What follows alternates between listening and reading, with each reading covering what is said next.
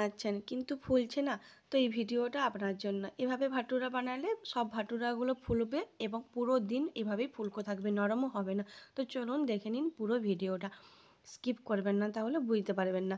প্রথমে আমি একটা বাউল নিয়ে নিয়েছি, তাতে নিয়ে নেব 1 কাপের মতন ময়দা। ময়দাটা আমি আগের থেকে চেলে নিয়েছি। এর মধ্যে দিয়ে দেবো 2 চামচের মতো সুজি, স্বাদ মতো লবণ, হাফ চামচের মতন চিনি ও ছোটো চামচের 1 চামচের মতন খাবার সোডা।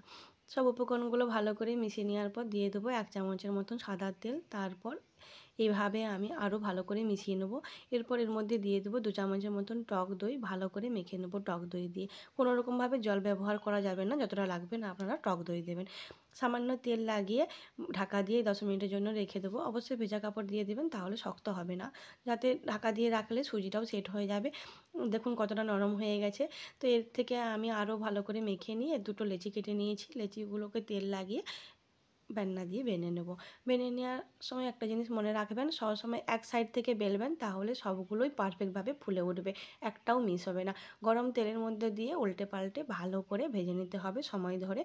চেপে চেপে ভেজে নেবেন, দেখবেন সবগুলোই ফুলে যাবে একদম পারফেক্টভাবে এবং পুরো দিন এভাবেই ফুলকো থাকবে। আর এর সাথে আমি খাওয়ার জন্য বানিয়েছিলাম কাঁচা কুমড়ো সবজি, আর তার সাথে ছিল মতিচুরের লাড্ডু। তো যদি আমার ভিডিওটা ভালো লাগে থাকে, অবশ্যই আমার এই চ্যানেলটাকে সাবস্ক্রাইব করে রাখবেন। এরকম নিত্য নতুন ভিডিও দেখার জন্য সবাইকে অসংখ্য ধন্যবাদ ভিডিওটা দেখার জন্য।